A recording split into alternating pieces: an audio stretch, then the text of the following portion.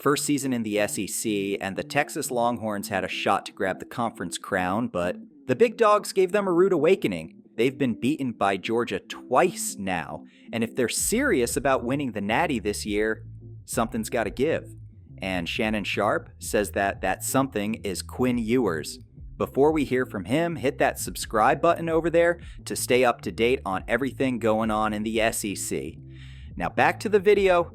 Texas came out swinging in the first half of the SEC championship, dominated with 260 yards of offense to Georgia's pathetic 54. But instead of touchdowns, they're out here kicking field goals like the lesser kind of football, up 6-3.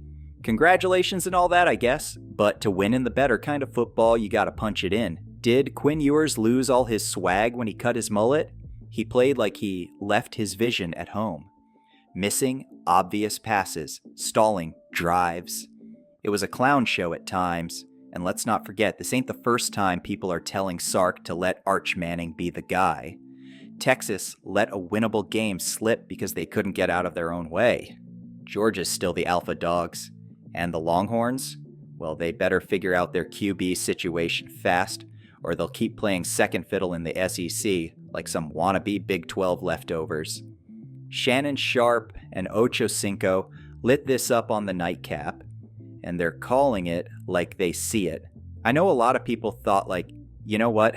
I guarantee you, they probably thought that, man. If we had Arch Manning, that's a game that we could have won. I mean, but I know when Arch Manning comes in the game, I'm thinking, I am thinking when he comes in the game, I say it is run, Sharpe said. Hear that, Sark? You're pretty much giving Kirby Smart a cheat sheet. Now, let's not act like this Manning mania is new.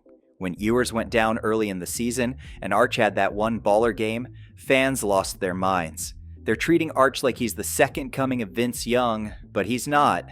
Not yet.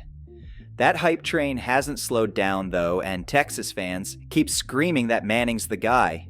Yeah, the funny thing about it is, when Arch played early in the season, when Ewers was out, Arch could not only run. Yeah, Arch was throwing that thing like crazy, yeah? He was on all over, Shannon further said. Funny enough, Texas isn't the only team with a QB problem, according to Unk, pre-injury. That was his opinion of Georgia's Carson Beck.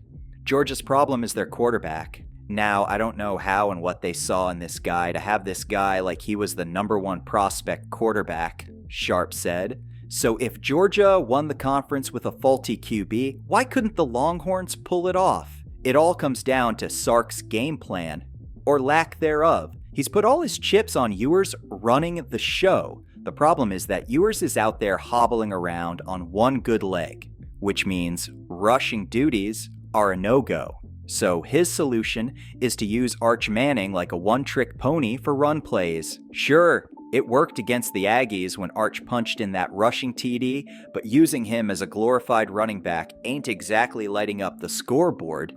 Ewers had some cringe-worthy moments in the game, but let's not pile all the blame on him. The dude's doing his best while nursing an injury. If anything, this mess falls on Sark. This half-baked strategy of Ewers throws, Arch runs is about as creative as calling a QB sneak on 4th and 10. Longhorns fans deserve better, and if they're going to compete with the big dogs of the SEC, they'll need more than a banged-up Ewers and a one-dimensional Manning.